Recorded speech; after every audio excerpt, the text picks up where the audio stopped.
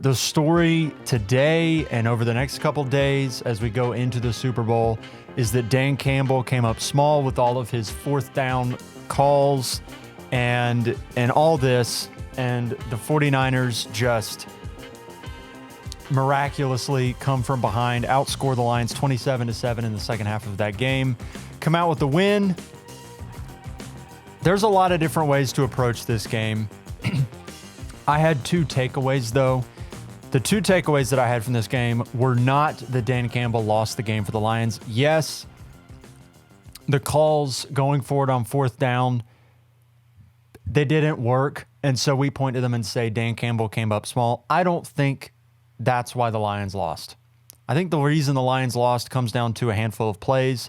They are Jahmyr Gibbs fumbling in his own end right after the Niners had scored. It is the Brandon Ayuk 51-yard catch off of a Lions corner's face mask, and it is a Josh Reynolds drop on 2 third downs that you had to have where you don't come up with the ball and you end up not converting.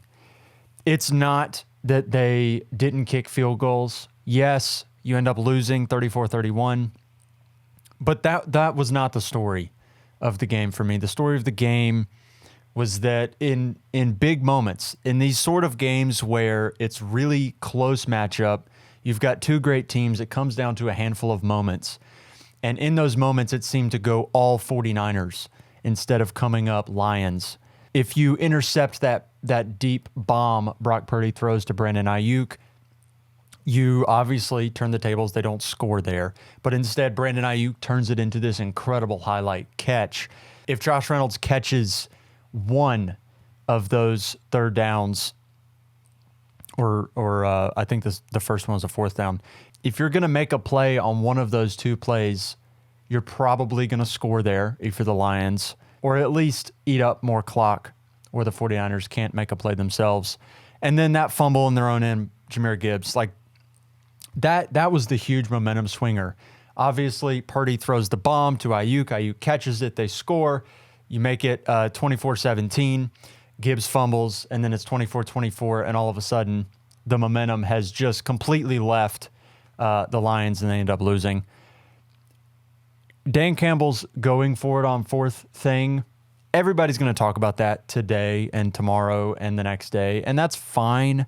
I understand not agreeing with the calls. I get it because it didn't work out. But if they do work out in the third quarter, if instead of going for it on fourth, coming up empty, if you kick a field goal there and you go up, I think it would have been 27-10, I think it would have been.